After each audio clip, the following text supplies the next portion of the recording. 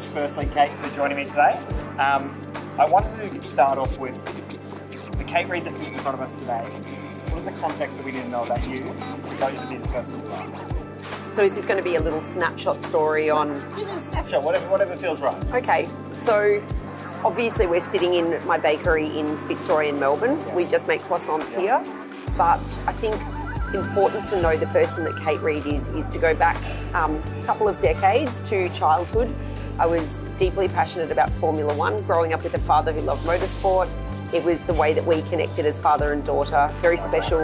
Dad took me to the Formula One Grand Prix for the first time when I was 15 years old, and it was instant love. And I knew that I needed to be part of that world. So worked pretty one-eyed. So from about 15 years old, I focused on the maths and science subjects at school. I did fancy myself for a heartbeat as a driver. Yes, well. And I think another thing that my parents instilled in me was if I wanted something, I could earn the money to go out and get it myself. And I think this is a lesson to this day that has made me deeply appreciate everything I've earned in life.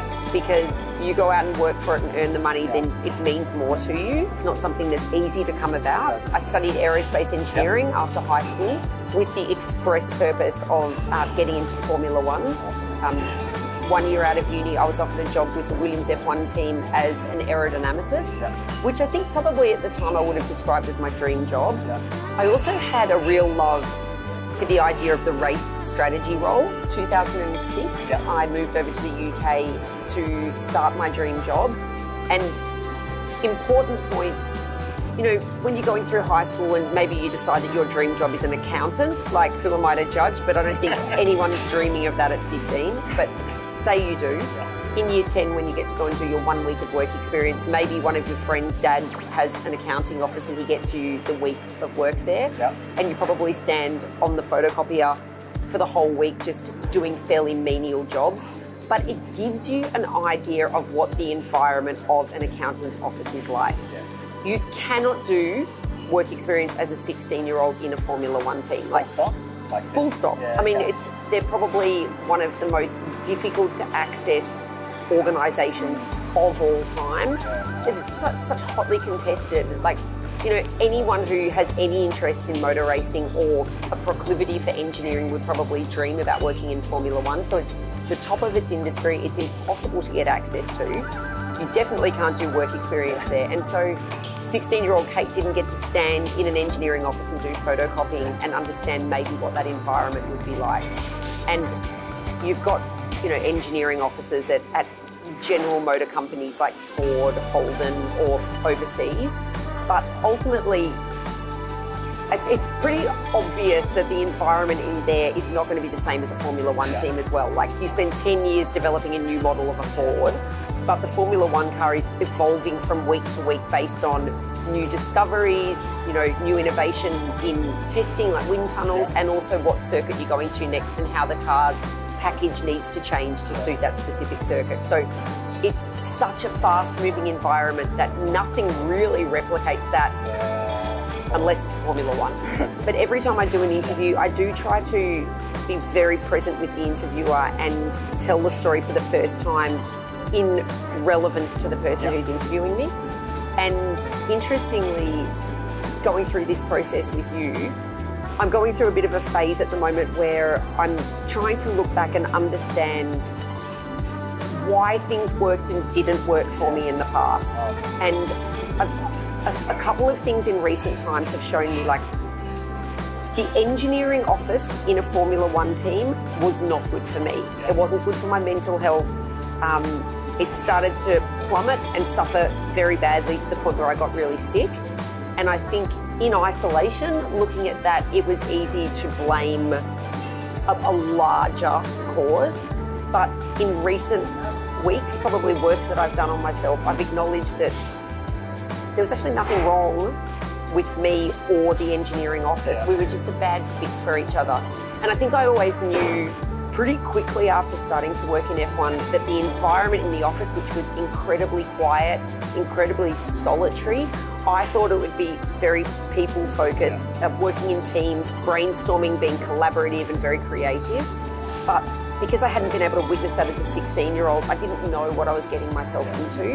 And the environment I found myself in, someone said it perfectly to me the other day.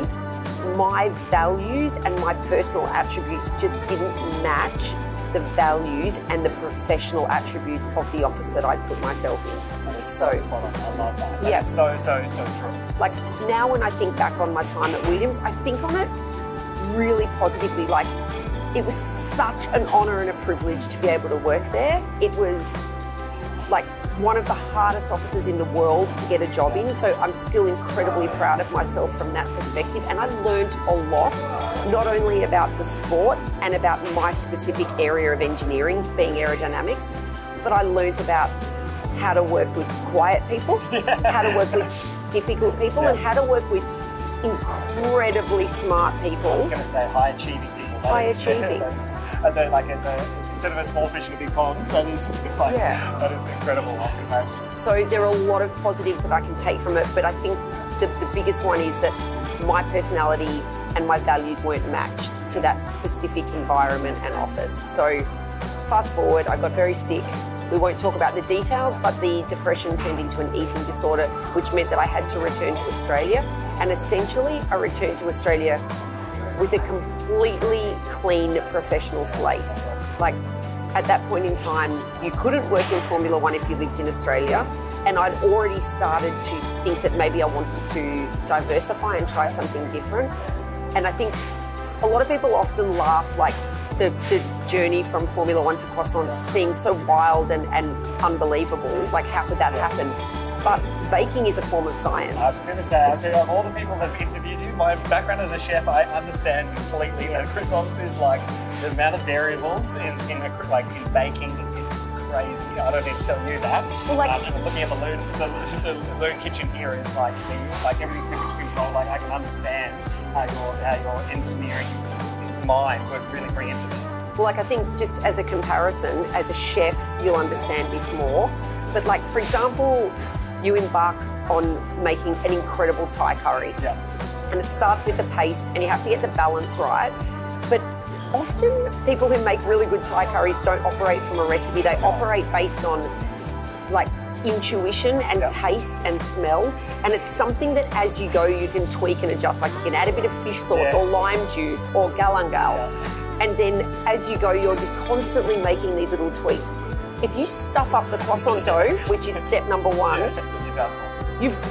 no matter how much tweaking you do, you can't pull back that end product. It is so reliant on you getting every single part of the process right at the time that it's meant to be right, which is very aligned to Formula One. Yes, exactly. Like it's like taking that little element off the front wing, taking it out in isolation.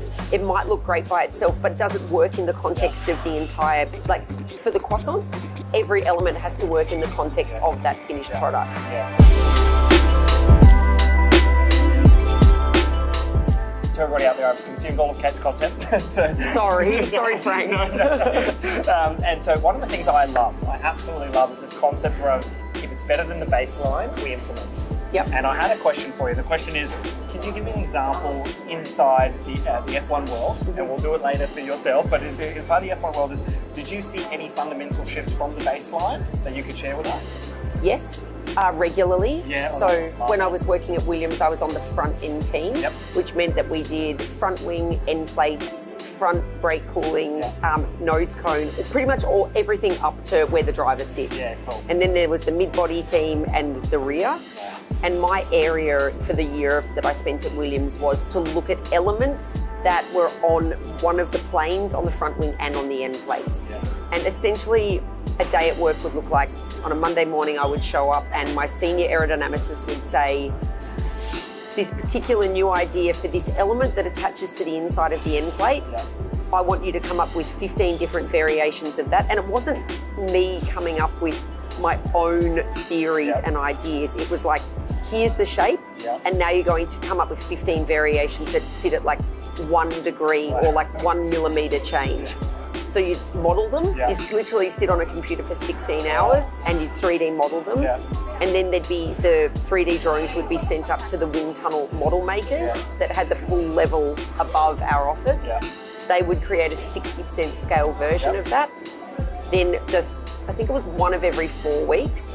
So front wing team would have a week in the wind tunnel, then mid, and then rear, okay, yes. and then next year's car. So they had a dedicated team starting to look at the new car based on regulations that were coming through from the FIA. Yes. So they'd have the 4th week. So front wing team would go into the wind tunnel for a week and we'd test out all these components that sat at variations. The first and the most important test is running the existing car with all its existing components to develop your baseline results. And then, you know, we'd test all 15 variations of the little element that I'd modelled up a couple of weeks ago. And many times one of those proved to be better than that baseline test that we did. And it was sometimes just very small increments, but small increments in improvement added up make the difference, and it makes it worthwhile. Like if you can make something 0.5% better, why would you keep it at baseline? And I think that mindset for me was solidified in Formula One, but it's probably how I've approached life, and it's definitely informed how we do everything at Lune since. Does that kind of answer the question? That's perfect. That's perfect. I'm going to take us on one more selfish divergence because I'm really curious.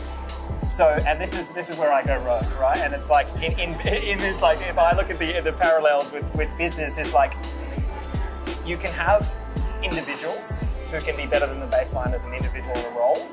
But sometimes when you have those individuals and with a collection of people, the ultimate end outcome is actually not better. Was there ever a time where those cars they hey, that front patch is better, but when you put it into the context of everything else, it doesn't have the performance increase? Is that a... So, again, to just put it in the specific context of Williams, we were incredibly lucky at Williams. We had a 60% scale wind tunnel and we had a full scale rolling road wind tunnel.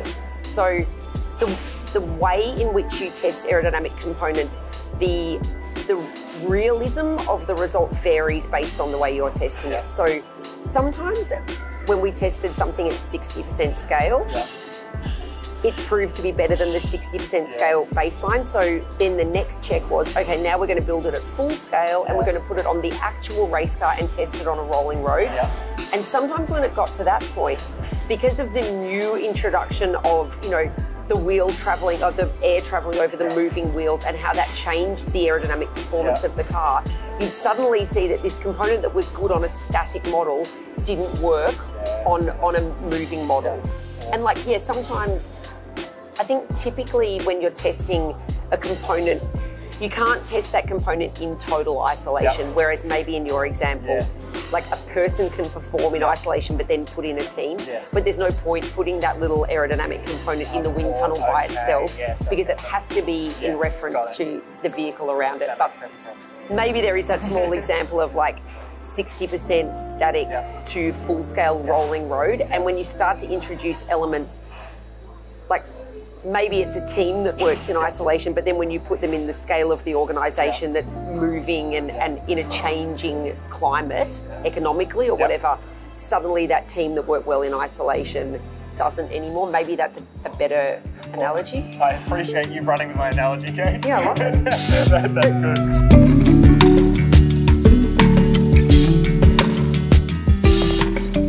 Has there ever been one that one of your team has done that's fundamentally shifted, or is it all incremental gains that are better than the baseline concept? And whether it be in the kitchen, because like whether it be in the kitchen better than baseline, whether it be in process, whether it be in like what around like even in business is like, have you ever had those someone come to you with an idea that's been able to be better than baseline that has fundamentally shifted, or is it all incremental? You're allowed to say incremental. I think it probably is incremental. I think there have been fundamental changes that have made enormous gains on things like efficiency, and therefore maybe the answer is there's been fundamental change, because an improvement doesn't necessarily just have to be an improvement on the quality of the end product. An improvement can be achieving exactly the same end product with a large leap in efficiency. Yeah, I love that. Or like a large leap in costs. Yeah, I do. Yeah, please. So, you can see over here a trolley of almond croissants. Yes, they look delicious. They are not baked yet. So, okay, so the idea of an almond croissant is an austerity measure. So back in the days, you know, when croissants were really just French. Yep. Parisian bakers, if they had any leftover traditional croissants at the end of the day, instead of throwing them in the bin, they'd cut them in half, drop them in a bucket of sugar syrup, and the next morning fill them with almond frangipan, top them with nuts, put a tray on top of them and squash them and bake them again. And I used to do at my restaurant. So it was a cost-saving measure and a way to turn a product that would have been pretty inedible the next day into something that was even more delicious. So back in the original days, so the first phase of Lune for me for the first 2 years, I was a small wholesale business running as a sole trader.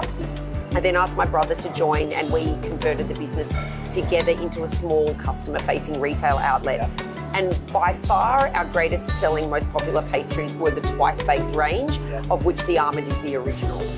And Cam and I would get down to Lune in Elwood at about 3 o'clock in the morning, and the first 3 hours of the morning from 3 o'clock till 6 o'clock was spent taking the leftover croissants from the day before, cutting them in half, sugar syrup, filling with frangipan, topping them. It was an incredibly labour-intensive job, happening at the most ungodly hours. And, you know, when the rest of the world is still sleeping, and when your alarm goes off at 2:30, it's nauseating.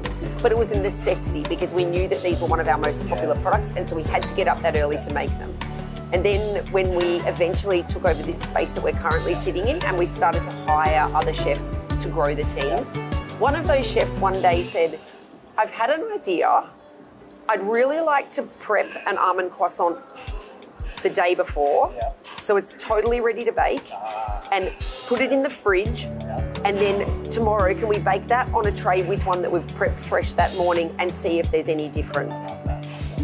Which essentially, if it worked, would have saved us all from starting work at 2 or 3 in the morning, and we could start work between 5:30 and 6 in the morning instead. So already like a seismic shift in making a job more livable.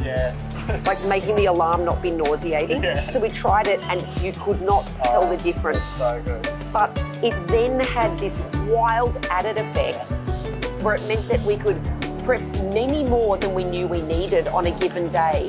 And so what we'd normally do, say we had 300 almond croissants prepped in the morning and we'd bake them. The products that we try to stay until the end of the day is the traditional croissant, because if we've got some left over at the end of the day, we can turn them in. But having almonds prepped, we didn't have to bake them all up, but we could keep them on the menu for the entire day. So you would get down to the last tray and then we'd go and bake another one.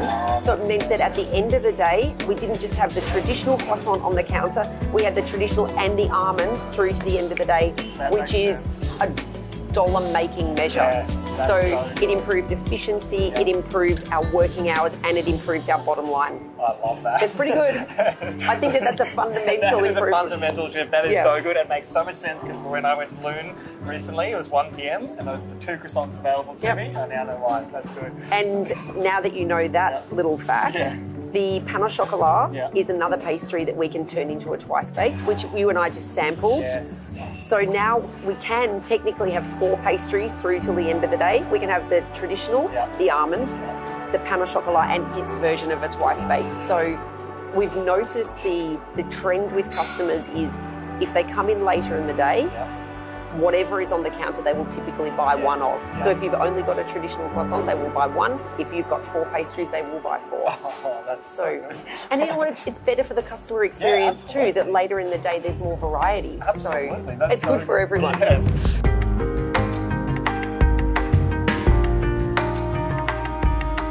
So we skipped one step. One of the things that I'd love to ask you, Kate, is that tipping off point. You casually said, you know, and then I started Lune. But I want to go to like the reality is that shift between having a salad, being comfortable to a degree, and then making a decision to take the leap forward is something that a lot of people struggle with. You know, like even starting this journey with the book, I've already had people reach out to me like, Frank, help me start a side hustle. You know, so I want to inspire people to go like, to understand that there is a big tipping off point, there's a lot of nerves, but like bring us into that moment where you had to make that decision, I'm going out on my own.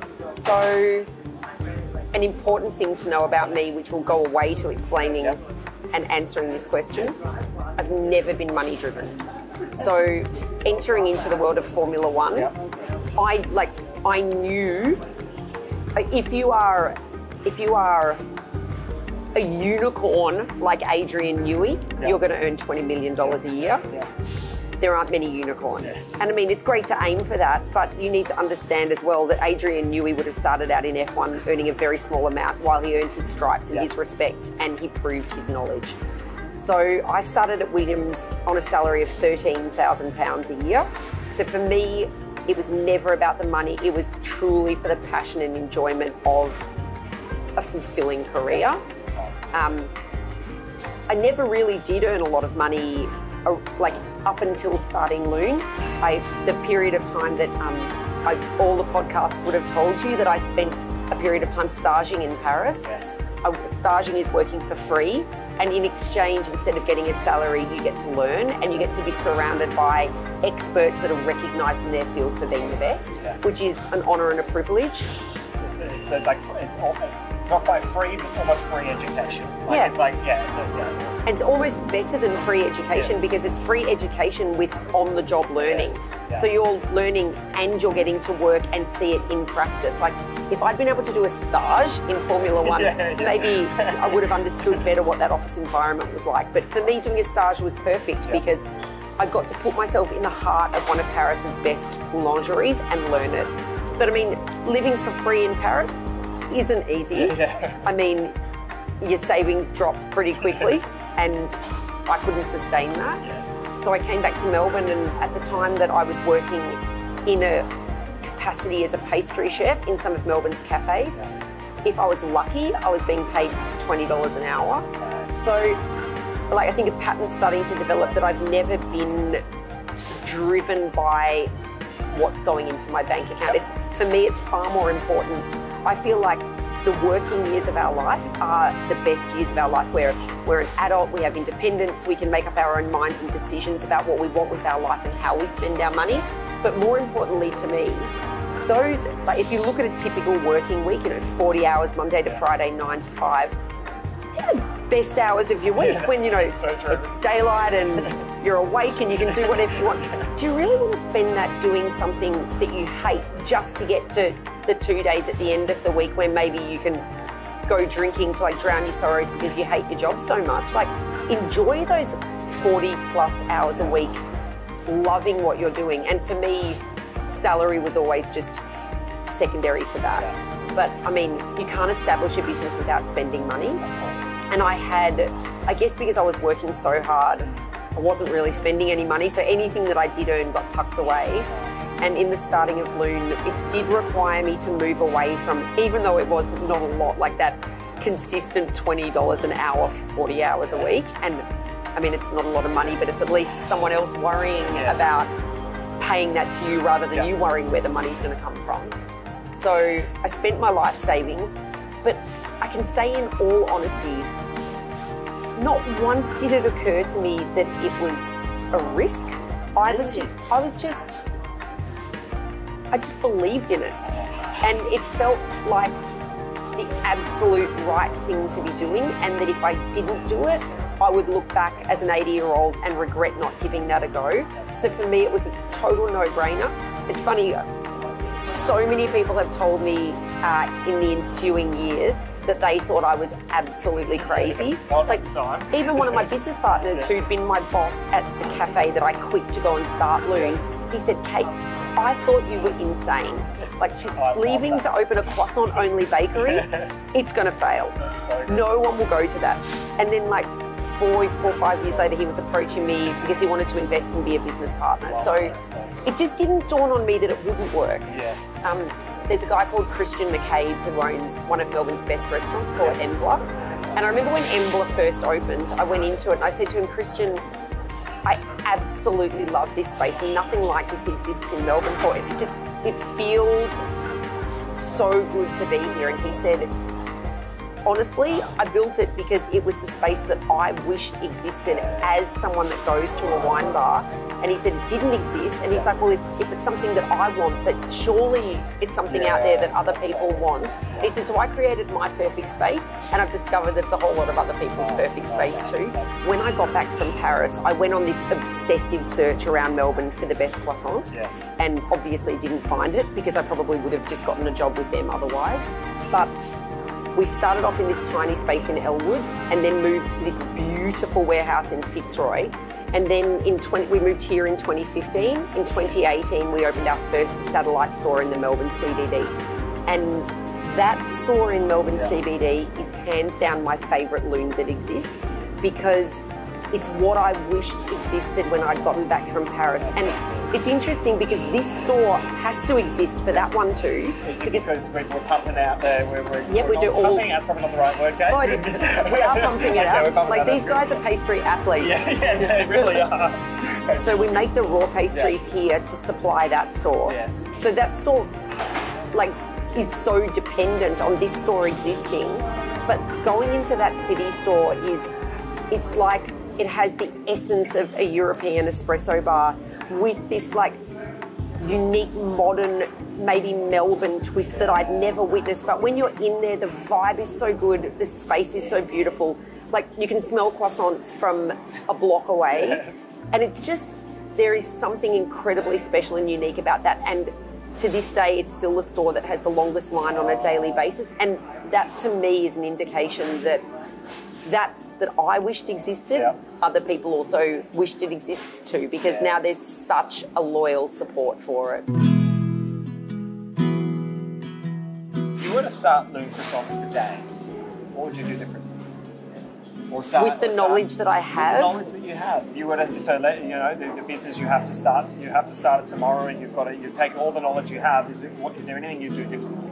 No. None? No. Love. Literally, I would... Oh, that actually makes me feel a bit emotional.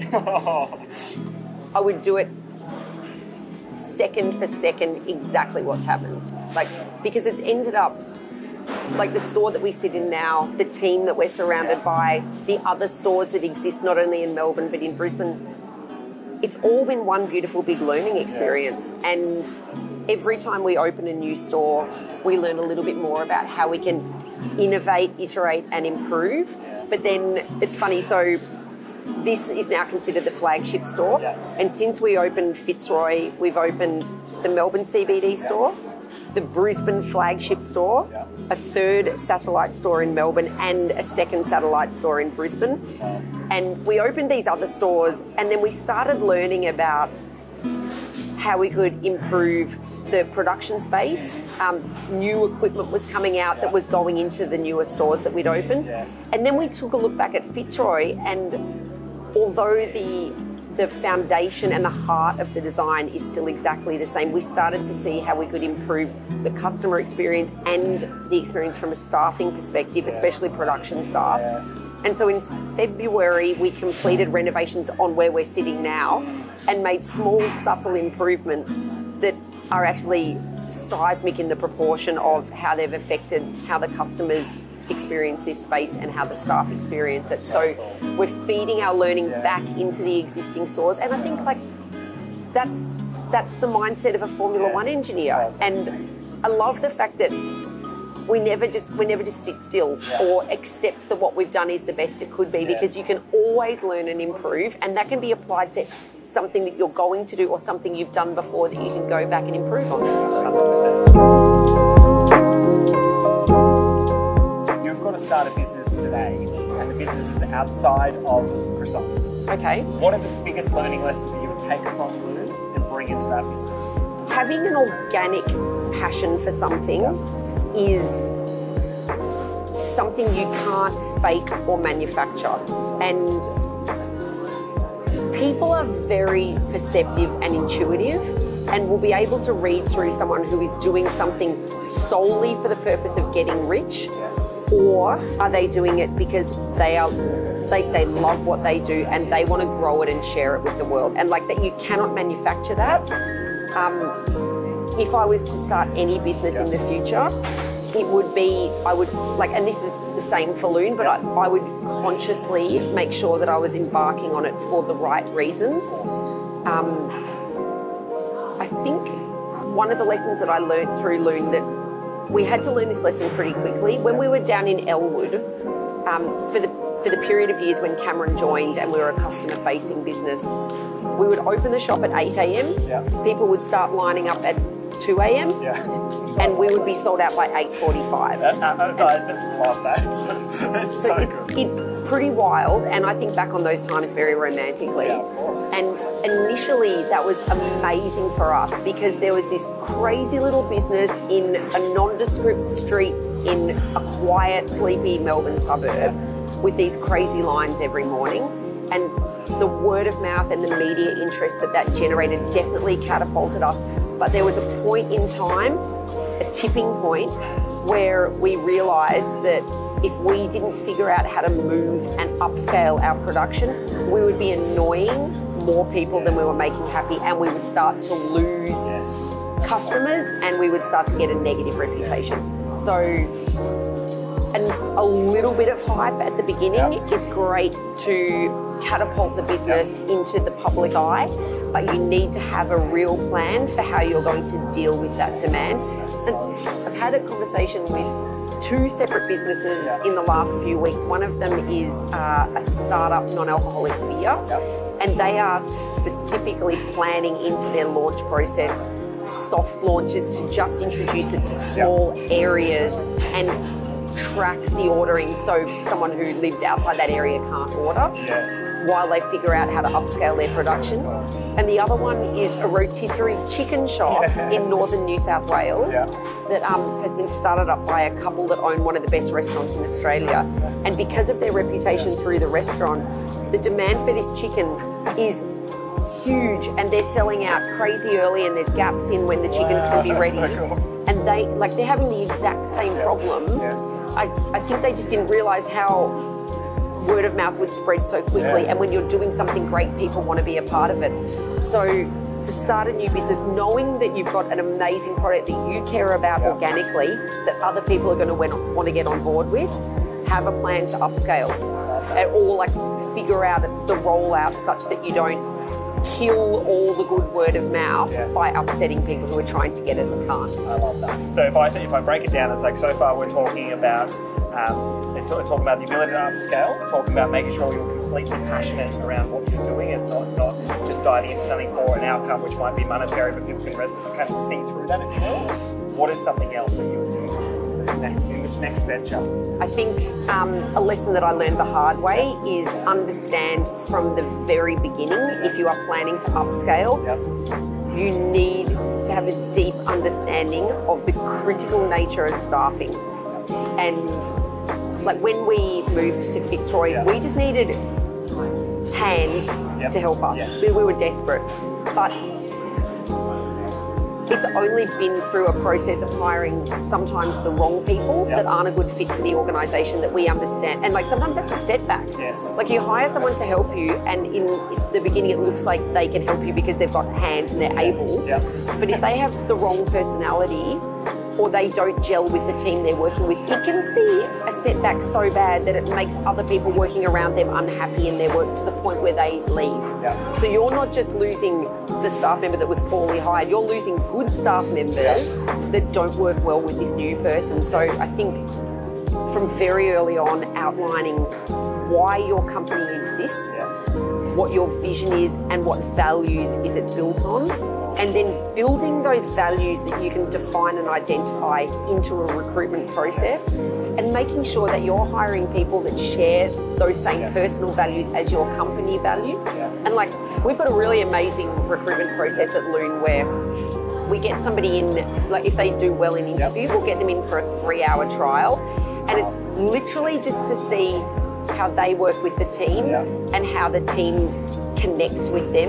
We then give our team the opportunity to give personal feedback on how much they liked working with that person. If the feedback is positive, that person gets invited back for a full day trial, so they can understand like physically and mentally what it means to do a day of work at Lune, and then you can see them more from a technical perspective, like their skills. That's amazing. Is that only for our chefs, our Lune engineers? Or is it... Well, I actually like calling them pastry engineers. I love it. But it applies to front of house as well. And then typically the recruitment process is a little bit different for the management team, because like you can't really see them, like you can't capture them in a day in action, because their job is more esoteric, and their impact will be over a greater period of time. But for the operational people, both front of house and back of house, it's worked out to be an excellent system because also the team get to have input in someone that they want to welcome into their team. So important. It's so important. If you were able to ask 2 questions in your interview to find the right people, what would the 2 questions be? I know we'll never do an interview with 2 questions. I want to just find what are the most important things you're trying to look for. This would be something I'd have to spend a little bit of time honing, but the 2 questions would have to be about finding out about that person's values. I think for me, and this has been clear from day one, you can teach people skill and technique, but you cannot teach them attitude. And attitude is one of the most important things in someone fitting into an organisation and a team. So I think I would probably, like for example at Lune, our 4 values are pride, positivity, growth and respect. And I might ask them to give an example of a time where in a previous role they felt like they have shown respect to another team member. And I maybe ask them to tell me about something that in a previous job that they're really proud of. And like, were they proud of earning a lot of money, or were they proud of working in a team with someone that has a physical disability and understanding how welcoming someone onto that team can benefit everyone in a positive way, including that person. I think, so I build questions around the values. Because I love that, because especially if I think about like pride, it's like that moment to reflect on a story. You can see the genuine nature through that story. You know, if someone said like, "Tell me something you're proud," like, "Kate, I was really proud of that." You're like, "No." You've just reeled off an answer. I think, like for me, pride is one of the most important, because I feel like I've done a good day of work when I go home and I can look back and feel real pride in my commitment to my job on the day, things that I achieved both individually and as a team. Pride is something that makes me sleep really well at night, and their positivity is tied into that as well. But I think questions to ask someone on example, like as you said, it's not just the answer, it's also how they deliver it, and is it genuine, is it heartfelt, or is it something that they've practiced because they know it sounds like a good answer. Exactly right.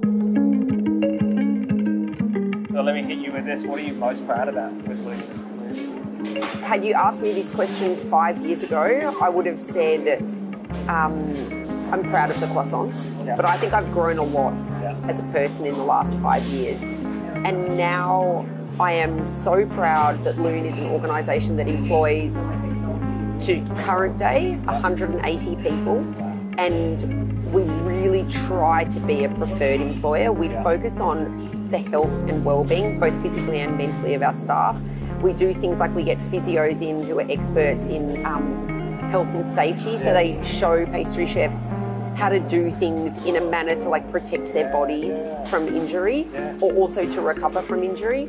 But then we also have an EAP, which employees in any facet of the organisation can access confidentially through their manager or an HR manager. Mental well-being is as important easily as physical, because if someone isn't happy within themselves, whether it be an issue at work or an issue outside of work, they're not going to bring their best self to the job. But also, it's funny, it's almost like that's a motivator at the start. Like I want someone to have good mental health so they can be good at their job, but actually now it feels like a big family to me, where I genuinely, like everyone cares about everyone here, and it's more just about, I just want the staff to be happy. Because if you can provide them with a happy workspace, then they have somewhere safe and supportive and caring, and like opportunity for growth, and people respecting them, and they can be proud of their job. All the values tie back into that. And so the byproduct will be they're going to do amazing work. They're going to stay here a long time. You know, it's like, but that's not the well, I think my fast answer to that would be, you know, when I first started Lune, my responsibility every day was making sure the croissants are as good as they could possibly be. My responsibility today is making sure that the staff have all the resource, tool and support to make sure that they can make sure the croissants are the best they can be every day. So it's I think I'm probably most proud of the growth and the learning that Lune as an organisation has done to be a preferred employer. That's awesome. That's so good. Love it. One of the things I love that you talk about is the croissants every day, bringing a little moment of joy to someone's life. That 10-minute moment. I absolutely love that, and I'd love to drill down. Is like, do you have a story or something that you've made the biggest impact through that one of those moments of one of your customers over the last 11 years? Can I start that question with what the moment of joy meant to me and why that was important for me to create a business that did that? Please. Obviously, there was that story in Paris of going and experiencing the bakery for the first time, but prior to that, when I was very ill with the eating disorder, I was seeing multiple medical professionals a week. I saw my GP, had blood tests and an ECG done, psychologist and psychiatrist, and a dietitian, all of them every week. And I had to go to Fairfield for my psychiatrist appointment every Tuesday morning. And it was always a harrowing session where I was friends with my psychologist, but my psychiatrist was like, she was more straight-laced, like, nope, we're going to get you well, whether you like it or not. And so I never really liked those sessions. But the dietitian had me on a plan, and I mean, I am obsessed with baked goods. So for me, the naughtiest food was a baked good, but it was also the one that like I craved the most. And she said, you must have morning tea and afternoon tea. And for me, morning tea was going to a cafe and getting something sweet and a coffee. And my now business partner, Nathan, had just opened a cafe called Apt in Fairfield. And I swear to God, the muffins that his wife, who was his business partner, made are still to this day one of the best things I've ever eaten. And I would back up the psychiatrist appointment with a visit to Apt, which was around the corner. And I would go from having the worst hour of my week to literally this moment of joy where I would sit there and uninterrupted, I'd have my cup of coffee and this perfect muffin. And it seemed to make all the shittiness of that last hour just disappear. And for something as humble as a muffin to be able to do that, I think in the years gone by, that's not been lost on me. That, I mean, a muffin, like a croissant takes 3 days to make, a muffin takes 15 minutes. And it's often like not really thought of. You just throw in, oh, I've got a bit of pear, I've got some chocolate, I'll chuck that in. But for something so simple and humble to be able to snap you out of an uncomfortable or painful reality, and for the period of time you're enjoying it, just have you in this little moment of happiness, that was really important to me. So that's where I maybe first discovered that a moment of joy could be as simple as a baked good. An example at Lune. I mean, like, I feel like we're surrounded by them at the moment. Literally, I mean, Anita, who you met earlier, she told me I don't normally even like croissants. And she said, I took one bite of that croissant just then, and she's like, it was so light and so soft inside, and it tasted like butter, but it wasn't greasy, and I've never experienced that in a croissant. And then she teared up when she was talking about it. And I mean, she's a chef, so she appreciated, by being able to witness what was going into it, she appreciated the effort as well. That's awesome. Oh, actually, I do have a story for you. Another one, sorry. No, don't be sorry. There's this very famous French chef called Pierre Kaufmann. And for the Melbourne Food and Wine Festival a few years ago, he was in town with the likes of Rene Redzepi and Chad Robertson and Richard Hart, like a list of very specific food famous people. And they all came into Lune at the same time. And Cam and I are in our chef's whites in the cube watching this lineup of some of the greatest chefs in the world walk in the door. And from the minute Pierre walked in, you could see he hated Lune. Really? He was like, I'm going to try a French accent here. Look at these upstart Australians with their fancy hipster bakery, thinking they can do it better than my country. Oh, I'm going to hate this croissant. So it was a Thursday, and at that point in time, we were only making, we weren't making pain au chocolat on a Thursday for some random reason, just traditional croissants. So he came in and someone gave him a traditional croissant, and no customer is allowed in the queue. But Pierre, who is probably allowed, just walked straight in, and I was working on the laminator at the time, and he walked up to me and I was petrified. And he looked at me and then he grabbed my face and he gave me a kiss on both cheeks and he was like, oh my God, it was perfection. I was just taken back to my childhood. It was warm and buttery and soft and amazing. And then he was like, I have one problem. Where is the pain au chocolat? Oh, and I think to be able to convince someone who is clearly so ready to hate what you do, to have that moment and witness him having it and then see that turnaround was very special for me. That's so awesome. I love that. And I think to remind a French man of his childhood through a pastry, that's winning at bakery life. Yeah, absolutely. That's so good. I love it. And good French accent, by the way. Oh, thanks. Well done. I hope I don't get cancelled for that. Yeah, you're so cancelled, girl. So I want to ask you something, I would say something like I ask all of my guests this, but this is the first time I've had a guest, so you'll start with you. Well, maybe then after me you'll ask all of your guests. Perfect. So what does high performance mean to you? Oh, for me, high performance means pure, driven by excellence. Yep. Like you don't settle for the 80% or the 90%, your target is the 100%, and you continue to work towards that. I think as an actual result, high performance, like sitting in the bakery, high performance is the product being the highest quality it can possibly be, the process being to deliver that high product as efficient as it can possibly be. From a staff effort perspective and a cost perspective, high performance is delivering that product that's been made by the production crew in the most premium way possible. So the performance doesn't end with the making of the product, the performance ends in the delivering of it. So how is it packaged? How do the staff present it to you? What is the experience walking in as a customer to our store? I think a lot of people think that Lune is a bakery that sells croissants. Lune is not a bakery that sells croissants. Lune is a bakery that gives people literally a premium experience.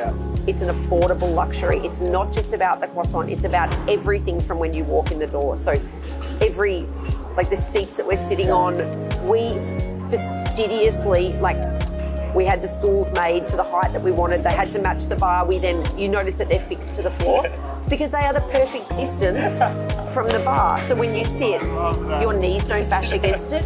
You can rest your elbows, you can sit up straight. And I'm 5'6", my brother's 6'2". It works for both of us. So every single detail in this store is thought about. And then high performance extends beyond that customer experience to the marketing and the engagement through social media. So how do you carry that personality and voice into the digital world so people who can't experience a croissant in person feel like they're engaging with the brand and the business? I think the brand equity of Lune, for me, is an example of a high-performing business where we've really managed to elevate a brand beyond a baked product. Does that answer your question? That answers my question so well, and I want to take it a layer further with the brand. It's like one of the things that I've noticed is you have an incredible personal brand. So the amount of people in the last 2 weeks that I have been telling about this interview or this content today, and the amount of people that I've had, I know Kate, oh, she's got an amazing story, and I'm like, I would have had no idea that you knew this person. And so to me, like, your ability to build your personal brand has been incredible.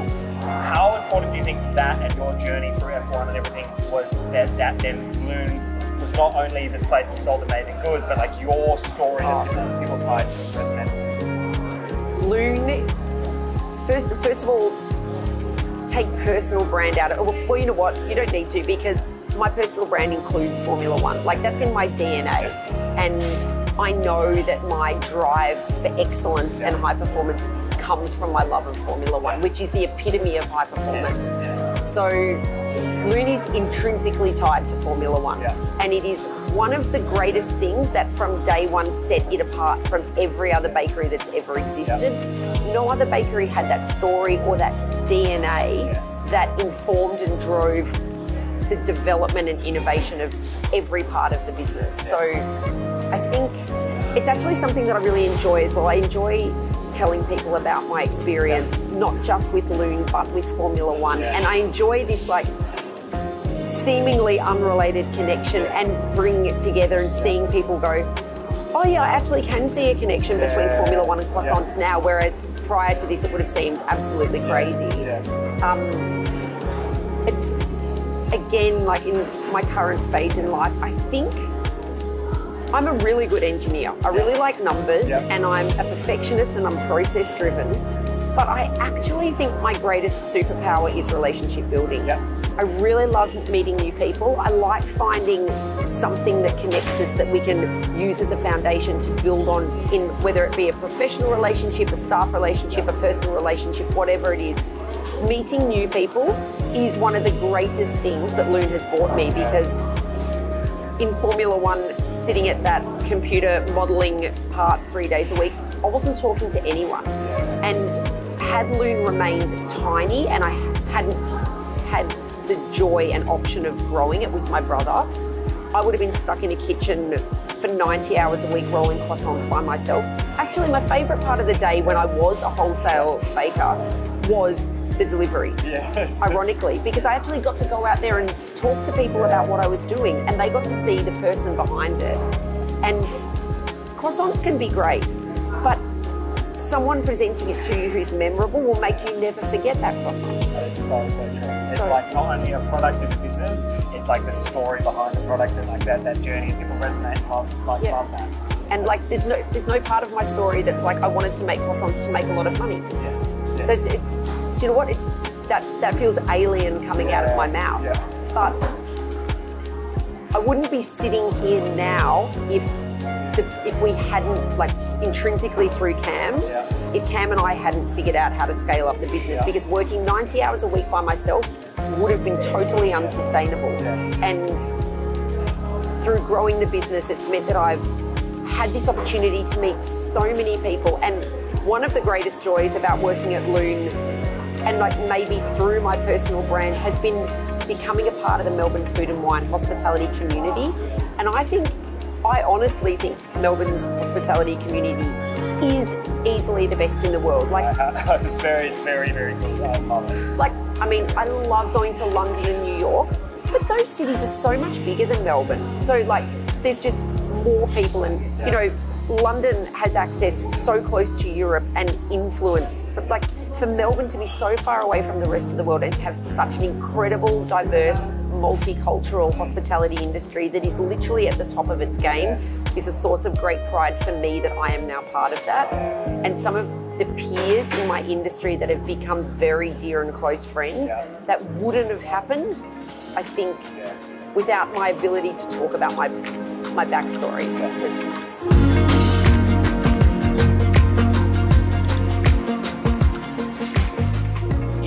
Lune that we sit in today and across the stores, what are the different things that you track from a business perspective, quality perspective, things like that, is there different metrics that you track across the business? Do you really think there isn't? Well, at the moment I was like, maybe I should. Come on, you know me well enough by now. So we use an app called Slack as a business communication, and it's funny, this is more of a personnel thing, but Slack happened because, and this was a lesson that I had to learn, I think it was 2018, I noticed at about 9 o'clock on a Friday night something wrong. And it was a mistake that the head chef had made, and I sent her a text message blasting her, and she wrote back to me, "It is 9 o'clock on a Friday night. You don't have the right to be contacting me about something like this that you have an issue with. I understand you're the business owner, it's important to you, but I'm not working right now." And I was like, lesson learned. And it's inadvertently, like, we started to talk about using messaging systems that our staff could put on Do Not Disturb, so notifications didn't come through outside of working hours. We found Slack. Slack is the greatest thing of all time. Love it. Love it. We created a couple of metric recording channels, and one of them is called Batch Babes. And when I was still responsible for determining what the production was going to be every day, certain things that we do at the end of every day, we count how many trays of plain traditional croissants we have left, Yes. how many trays of made up twice bakes we have, and that's recorded in the Batch Babes channel, and that data then informs the production plan, you know, moving forward for the week, how many batches need to be made and how they're broken up. The planning for our production is literally Formula One level in terms of the formulaic Excel spreadsheet that we use to determine. It's definitely not ad hoc. And it's based on having no waste. So no croissants ever get thrown out. We never have any left over, and the ones that are left over are ones that can be converted into a twice baked croissant. We have another Slack channel called Cross Section, but it's spelled CROISS, Cross Section. And in every, so one of our amazing pastry chefs developed a theoretical map to spot where the floor lines are in, like when you see these batches rolled out on the bench. When we do this process called the turns, where you create the layers, there are lines of floors where you make joins, and that will mean an imperfect lamination. So we now have a map that shows where those floor lines fall, and then we drop the map of the 38 croissants cut from the batch over that. And on any given day, we pick an individual croissant from the map, and every single store around Australia, we do a cross-section tray, and that individual croissant is marked out on that tray, and every single store cuts that croissant in half and analyses the cross-section to make sure that each store is essentially like doing exactly the same production as the other. That is so cool. It's so good. It's like my version now of wind tunnel testing. So every morning checking out the cross-section channel and you just see 5 cross-sections from around the country. And you know what? They're not always the same.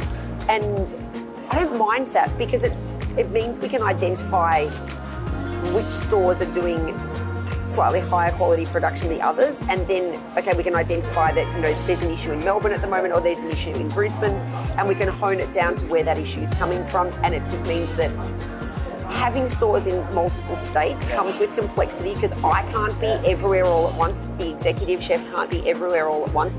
But having digital record of our product means that we can stay on top of the quality even without eating the croissant. I'd recently listened to a podcast with Five Guys, and the owner of Five Guys, burger store, UK, everywhere. I really like their fries. And yeah, that's right. And they're like, we do burgers and fries. And the guy I love listening to, Stephen Bartlett, talked about like, how do you get the quality? And he's like, every store gets quality tested 4 times a week. Every store across North London. And I had this question, I was like, how do you test quality? And like, that to me is like such a unique way that you were able to, like, if I think about a business scaling up, it's like you wouldn't go and pay people right now to test every store 4 times a week. It's like, it's not possible. No. But that is like a really clever, interesting way to test the quality. Is there anything else like that you guys do? Well, it's not just the cross-section. So they also take a top-down photo of a tray of proven unbaked croissants that is the cross-section tray, and then a top-down photo in exactly the same position with the same lighting every day of the baked tray, so we can get an idea of the size and shape of the proven croissants, which do vary from time to time. And they vary because we use natural products. Like we use organic milk, we use organic free-range eggs. The butter varies, like where it comes from in France. It's very dependent on the season that the cows have been eating the pastures from. So in the winter, the butter's whiter.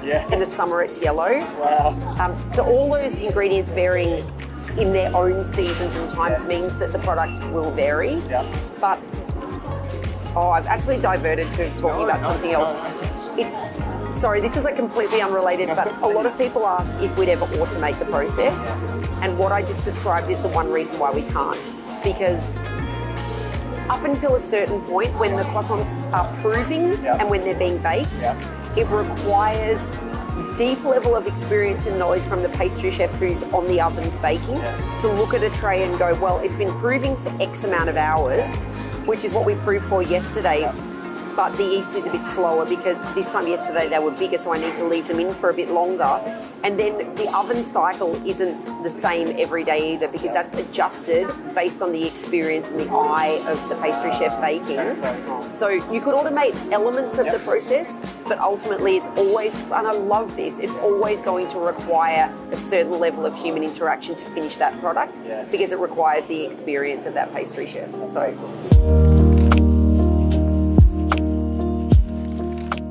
have a question for you. What haven't I asked you today? Maybe an interesting question is, what's your actual role at Lune now? Because I mean, it's topical. So my role today at Lune is unrecognisable to what it was 11 years ago, 5 years ago, 3 years ago.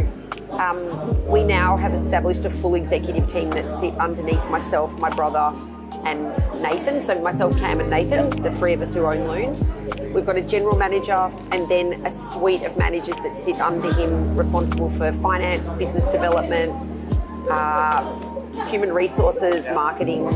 We've got a couple of assistants. There's about 12 of us that work out of the head office. The last operational thing that was solely my responsibility was the Lune Instagram account, and I handed that over just before I went on long service leave 2 months ago.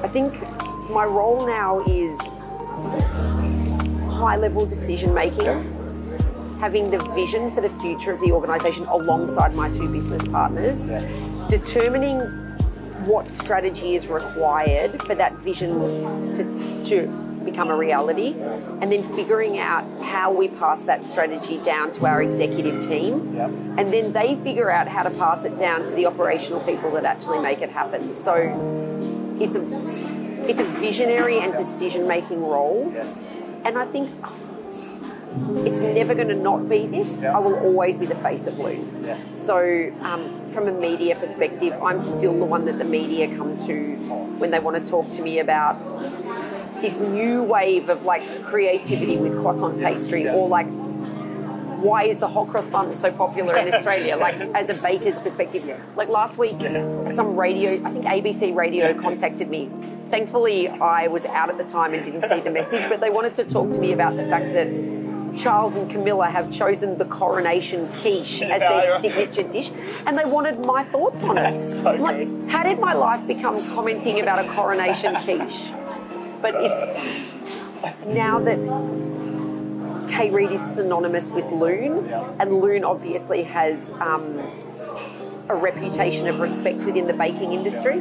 It's now traversed outside of croissants to all things baked goods. So someone touches and put it in the oven, Kate Reid. But then I kind of love it that roll around March, April every year, people start reaching out to me with my opinion on Formula One. And the fact that my level of expertise in that field hasn't been brushed over or lost, but maybe just celebrated through Lune, which is, a great source of pride for me as well. I love that.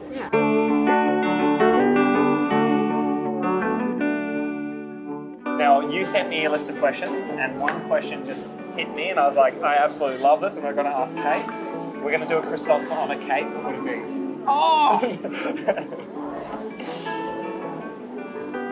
Oh, I feel like it's such a boring answer, but I'm going to hit you with it, and if you don't like it, I'll think of something else. I truly think that the traditional croissant is the embodiment of me.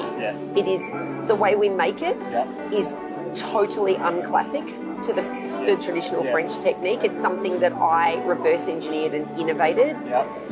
It's a constantly evolving and improving product that I realise is never going to be perfect, so there's always that beautiful goal that we can aim to continue to improve it. It's made with a level of knowledge and understanding that I don't think people had about croissants prior to Lune existing. And I think it is a slightly arrogant thing to say, but I do believe it. Like, I think Lune put the croissant back on the world stage as a pastry for people to get excited over. And no longer was it just this token staple French bakery item on every counter, but it was a pastry that could be looked at and critically analysed and improved and loved and innovated with. So it's boring, but I think that's it's not boring at all. I love that. That's so awesome. It's also my favourite pastry to eat. Yeah. Well, how many times a week were you going to play yourself? Like 4 times a week. Oh, perfect. And is it a mixture of taste testing, make sure everybody's upset, or is it just pure love? No, we taste tested a croissant earlier. I don't count that. For me, eating a croissant is actually sitting down and enjoying it as my breakfast. For me, it's still that moment of joy. So when I decide of a morning that a croissant is going to be my breakfast, to sit there and have a really well-made coffee and a traditional croissant that's like 10 or 15 minutes out of the oven, it's still soft and warm inside, but chattery and crunchy on the outside. That's a moment where I sit there and, like I said about that muffin, I kind of forget about my problems for 15 minutes and just have my little moment of joy. Tasting a traditional croissant is important to, like a traditional croissant at Lune is important to understanding the person that I am. And talking about it not just being the product, the experience as well is ensuring that, like one of the things that is different to Lune to every other bakery in the world is we bake fresh throughout the day. So we always have an oven going with 2 fresh trays coming out, which means that every time you come to Lune, you will have that experience. And I mean, maybe it felt like today it was curated to make sure that you got it at its best, but we actually curate that to make sure that every customer has that experience. It's 5 years from today. What's changed? So in 5 years, we will confirmed have 2 stores open in Sydney, which is very exciting to me. I feel like the Sydney market have been begging for it for a long time. Actually, you and I bonded over to you talking about your favourite croissant in Sydney. Yes, that's so right. Hopefully when Lune opens, hopefully. No, I just want us to be your new favourite. Yes, so we'll have the store in Darlinghurst, which will be equivalent to Fitzroy, our main production store, and we've also signed a lease and we're working with the architects on the design of our first satellite store, which will be in Martin Place. Very exciting. We also, I say this with 99% confidence that we will have a 3rd store in Sydney by then as well, but we don't know the Sydney market well enough yet to understand where that 3rd store will be best placed. So we plan to operate in the market for a period of time to understand the demand and need, and then we'll pick our location. We know it will go well in the city because we have that example of Lune in Melbourne and Lune in Brisbane. 5 years from now, what is that? 2028. By 2025, we want to have 3 stores Melbourne, 2 or 3 Sydney, 2 or 3 Brisbane, depending on how much we think the Brisbane market can take. 2025 is our delineator where we go, okay, are we going to consolidate and just enjoy and appreciate what we've got and build it up for long-term sustainability? Are we going to go west and maybe consider like Adelaide or Perth as a market, or is that really the time? And I think it's the biggest question on most people's lips, will you ever go overseas? And I think myself, Cam and Nathan all love the idea of, we don't know where Lune's ceiling is yet, and I don't think it is Australia. I think it would be very successful in international markets, and I don't want to get to the end of my professional life and not have really tested the boundaries of Lune. But we're realistic. It's opening a Lune in Asia or Europe or America represents an enormous challenge. Like, totally different market, even just the way councils and planning and everything works. I mean, we already had somewhat of a following when we opened in Brisbane, and we've got a big following in Sydney. But we might go to New York, and you think you've got a following in New York because some people from New York follow you on Instagram, but like, New York's a big city. Does your Instagram following represent enough to generate the revenue you need to justify a store over there? Since you and I have been sitting here, not while we've been interviewed, but like, people recognise me and they're happy to know that the owner is in and around the store. And when I go up to Brisbane, even me being there, the staff are so happy and excited to see me there. How important is the founder of Lune actually being present in the stores from a staff motivation perspective and a customer excitement level perspective? Or in 5 years' time, will Lune have transcended the Kate Reid brand and maybe it won't matter? Where do you think there's an intersection that meets the heart and the commercial part? Is there a place in the world that might meet that? You mentioned New York. That piqued my interest because I'm like, that's got to be interesting, but it's also going to be highly lucrative. I think it's interesting and it's highly lucrative, and it certainly ticks the heart box for me. But it's a very long way away, and you know, when it could be an 8-hour flight to Singapore and very similar time zones. So when we're working as teams together, you know, if half the executive team are over in Singapore doing something, we can actually have Zooms and things without having to be operating in the middle of the night. So actually from a business perspective and a bit, like, I understand all of that, but there are certain cities that I just don't know, like, do you know, I really struggle with humidity. Yeah. And you know what, maybe the croissants really strugle with humidity. Yeah, I mean, you'd have to have temperature controlled rooms for when they're finished, right? You'd probably have to have a temperature controlled customer area to enjoy it. The thing is, you can't control the product once it leaves the store. Of course. And I mean, we're learning about, like, Brisbane has been a good market to test out a very different climate. We had to do a lot of recipe testing when we went up there. We had to tweak the dough recipe because, you know, there's a lot more humidity, which changes the hydration level of the dough. So. That's awesome.